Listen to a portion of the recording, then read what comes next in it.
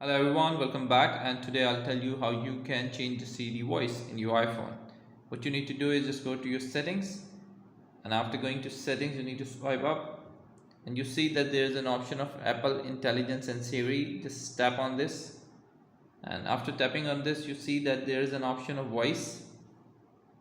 Just tap on this option, and from here you can select the voices.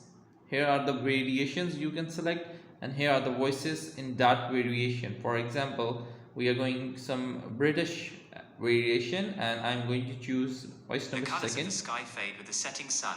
The voice colours of number the sky three, fade with the settings. The colours voice of the four. sky fade with the setting. The colours of the sky fade with the So setting I sun. actually like As the voice stars one, so begin that's to why I shine have through set it clear down. light. That's how you can select the voice on your Siri, and that's how you can change it by just tapping on it. I hope this video is helpful for you and making your iPhone experience better. Bye bye for the next upcoming video.